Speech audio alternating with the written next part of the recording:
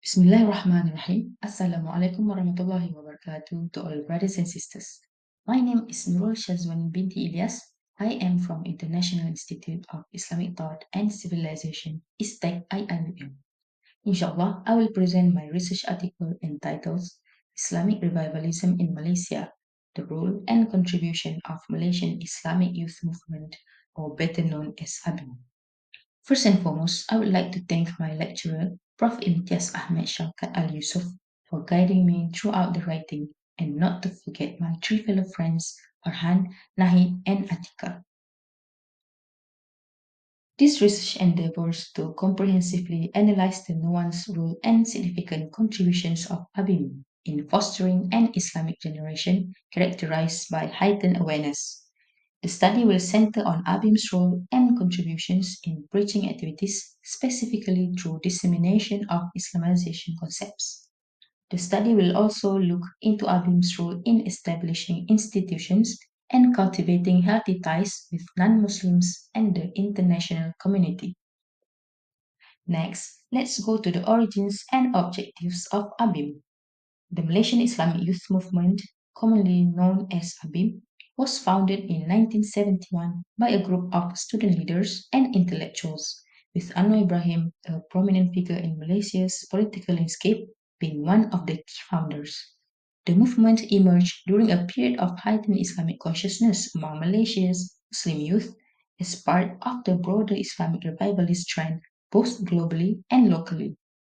ABIM was established with the goal of promoting Islamic values and principles in Malaysian society, particularly among the younger generation, which was seen as the key to future change.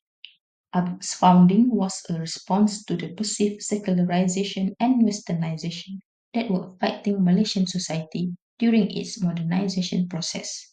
The founders saw the need for an Islamic movement that would address the spiritual, social, and political needs of Muslims in Malaysia and serve as a counterbalance to the materialistic and secular influences of the time.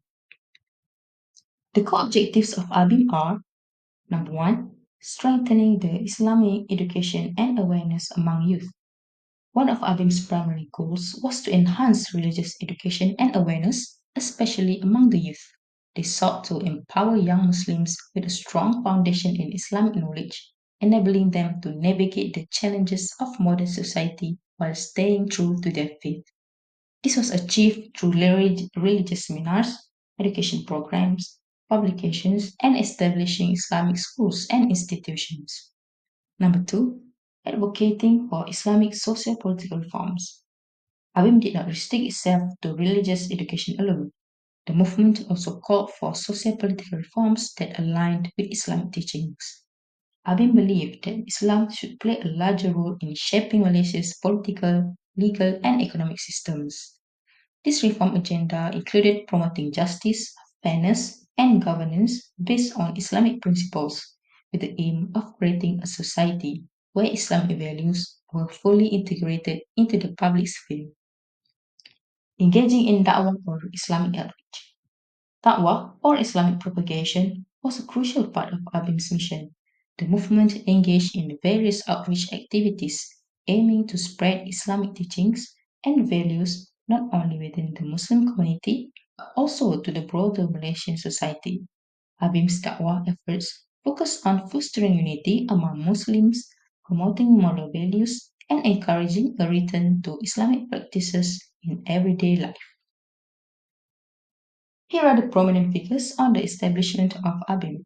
Among the figures are Almarhum Datu Ustaz Haji Fazil bin Muhammad Noor, who died on 23rd June 2002, Malaysia's 10th Prime Minister, Datuk Sri Anwar Ibrahim, and Almarhum Professor Ustaz Datuk Dr. Siddiq Fadil. He died in 31st August 2021. Now, we move to the ABIM's contributions to Islamic revivalism. First, the focus is on education. Education has always been at the heart of ABIM's mission. From its inception, ABIM recognized that one of the most effective ways to instill Islamic values in society was through education. They work on strengthening both formal and informal Islamic education, establish Islamic schools and centers to promote Islamic knowledge, ABIM played a key role in establishing Islamic schools, madrasah, and education centers, where the curriculum combined modern academic subjects with Islamic teachings. These schools were designed to prepare students to excel both academically and spiritually, ensuring that they had the necessary knowledge to succeed in a modern society while remaining grounded in their Islamic identity. Religious seminars and workshops. ABIM organized religious seminars, workshops, and study groups that targeted youth and intellectuals. These events focused on various aspects of Islam, from theology to jurisprudence, creating a well rounded understanding of the religion. ABIM also contributed to the youth mobilization. ABIM's focus on empowering youth was one of the key drivers behind its success. It recognized the potential of the younger generation to bring about lasting change, and it aimed to instill in them a strong Islamic consciousness that could be used to navigate and reform society.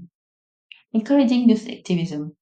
Through social, political, and religious activism, by engaging the youth in its mission, ABIM fostered a generation of politically aware and socially responsible Muslims who were capable of leading the Islamic revival movement in the years to come. Islamic leadership. Many of ABIM's early leaders were university students and young professionals, and they worked to develop leadership skills in other Muslim youth. ABIM produced numerous leaders who later played significant roles in politics, education, and community development. In terms of socio-political influence, ABIM's focus on Islamic values in politics influenced the development of Islamic political movements in Malaysia. For example, Parti Islam Malaysia, PAS, Malaysia's largest Islamic political party, was influenced by ABIM's ideas about the role of Islam in governance. Many ABIM members, including its founders like Anwar Ibrahim, eventually became involved in national politics, promoting Islamic unity. ABIM's activities also fostered a sense of unity among within the Ummah Muslim community in Malaysia. By emphasizing the importance of Islamic brotherhood, ABIM helped unify diverse Muslim groups under the common goal of strengthening Islam's role in the country. This unity was crucial for ABIM's efforts to make Islam a key component of Malaysia's identity and public life. ABIM's major contributions include TASKI, or Taman Asuhan Kanak-Kanak Islam, and KBI, or Koperasi Belia Islam. Here are some activities done by ABIM. It includes forums, dialogues, conferences, and seminars. In conclusion, ABIM's contributions to Malaysia's Islamic revival have left a significant legacy that continues to shape the country's Islamic identity today. Its influence on education, leadership, and Islamic activism remains strong, and while its role has evolved, ABIM continues to be a critical force in promoting Islamic values within the Malaysian society.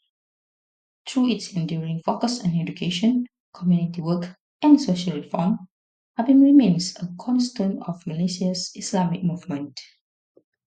Thank you and wabillahi taufiq wal hidayah. Wassalamualaikum warahmatullahi wabarakatuh.